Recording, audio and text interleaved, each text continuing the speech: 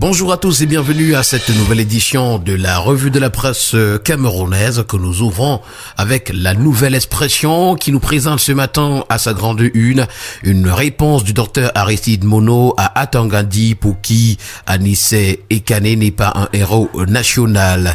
Mais ce matin, pour le docteur Aristide Mono, Anissé Ekane est bel et bien un héros national, alors que le ministre de l'administration territoriale conteste la qualité de héros national reconnu au défunt président du Malidem.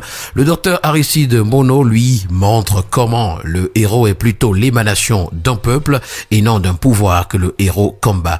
C'est à retrouver ce matin à la page 4 du journal. En petite une, on parle également du décès d'Ekane, le mirage d'une commission d'enquête, exportation de manioc, une menace qui plane sur le Cameroun et puis intoxication alimentaire. C'est 5 morts et 13 contaminés dans la région de l'Est. À la grande une du quotidien Mutation, renouveau quand la route passe. Dans une tribune conjointe, des universitaires, un parlementaire et un éditeur de presse présentent la révolution silencieuse dans le domaine des infrastructures routières sous Paul Biya. C'est à retrouver ce matin à la page 8. Et puis en petite une, on parle de Polytechnique des ECA, c'est du rêve à la réalité qu'on passe. Et s'agissant de la diaspora, les performances des Lions sont à retrouver. Le quotidien régional d'information du Nord Cameroun, l'œil du Sahel de Guiba et Gatama ce matin nous conduit dans l'Adamawa et surtout dans la bataille des prétendants pour diriger le conseil régional. Plongé au cœur de cette bataille en parcourant la page 5 du journal. Pour Cameroun Tribune, le quotidien à capitaux publics, c'est le temps de l'évaluation des élections régionales. Réuni hier en sa 6e et dernière session de plein droit, le conseil électoral d'élections de Cameroun a passé au scanner l'ensemble du processus ayant conduit à l'élection des conseillers régionaux le 30 novembre dernier. Eno Abrams-Egbe, le président, a notamment salué la manière avec laquelle les différentes opérations ont été menées pour ce scrutin organisé sans problème majeur. À la grande une de Le Messager, ce matin, on parle de projet de payage automatisé. Le journal nous conduit sur l'autoroute de la vérité ce matin.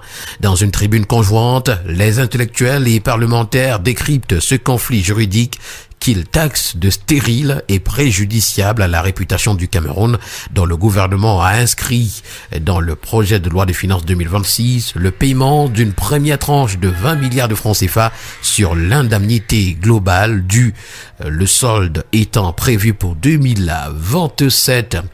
À Minganga, c'est la gendarmerie qui est au front ce matin, nous renseigne Le Messager, et on doit davantage en parler ce matin avec le quotidien Réalité Plus de Paul Ngouari-Kindi qui nous renseigne que suite aux incidents de Minganga, les sanctions fortes de la gendarmerie nationale tombent. La haute hiérarchie de la gendarmerie nationale a pris une série de mesures pour punir non seulement ceux qui ont fauté, mais aussi ceux qui ont mis du désordre pendant 3 jours sur l'axe Gaoundéré-Minganga. À lire ce matin les conclusions du CED Galax et Toga. Nous poursuivons en économie avec le premier quotidien économique de la zone CEMAC, l'économie qui parle du Cameroun où les importations de produits pétroliers aggravent le déficit commercial. Le pays s'approvisionne à l'extérieur depuis l'arrêt des activités de la Société nationale de raffinage Sonara en 2019, une dépendance qui affecte lourdement la trésorerie de l'État. Commerce extérieur également, on en parle, les exportations de bananes baissent de 1500 tonnes. Puisque nous parlions de la Sonara tout à l'heure, on en parle amplement ce matin avec le bi-hebdomadaire Le Point qui titre « Hydrocarbures, réhabilitation, Sonara, la gabégie ». Et d'après le commentaire que fait pour nous ce matin le bi-hebdomadaire, alors qu'une lueur d'espoir commençait à pointer à l'horizon dans le cadre de la réhabilitation de la Sonara, une vaste odeur de détournement de fonds publics se dégage aujourd'hui de ce projet. Avec l'augmentation de l'enveloppe qui passerait de 250 à 300 milliards de francs CFA, que se passe-t-il? Cette structure névralgique de l'économie nationale serait-elle devenue une vache à lait? Et que vient faire le nom du Premier ministre dans cette conclusion apparente? Des questions et bien d'autres qui méritent des réponses à retrouver ce matin à la page 11 du journal. En pied de une, État du Cameroun, Pitini, Maguil, corruption, escroquerie, le ver dans le fruit. C'est à retrouver à la page 3.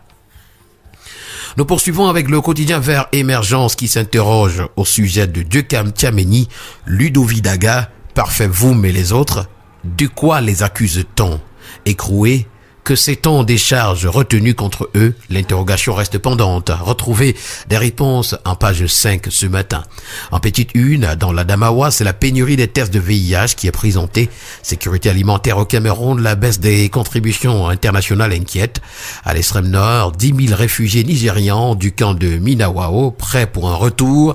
Et puis stratégie routière camerounaise, camp universitaire, parlementaire et professionnel des médias analyse la route.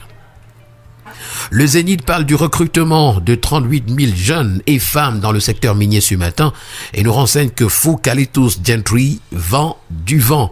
D'après le journal, se réclamant inscrit dans la vision politique des grandes espérances du président Paul Biya, certains démagogues du parti au pouvoir ont souvent la fâcheuse habitude de prendre les annonces présidentielles, fortes comme leurs chevaux de bataille, pour gruger les Camerounais en masquant leur écart de conduite dans la gestion des affaires publiques dans leur entité de compétences. Nous terminons le périple de ce matin avec le quotidien L'Info à chaud qui nous renseigne que dans une interview sur Info TV, Samuel Eto'o déclare n'avoir aucun problème avec le MINSEP. Les détails sont à retrouver en page 12. Et à Minganga, c'est la grève des mototaximens pour soutenir les camionneurs qui nous est présentée. Voilà, mesdames et messieurs, qui a permis de mettre un terme à cette sortie de la revue de la presse camerounaise. Merci à vous d'avoir été à l'écoute ce matin et au plaisir de vous retrouver dans les prochaines heures pour une nouvelle édition. Agréable journée à tous.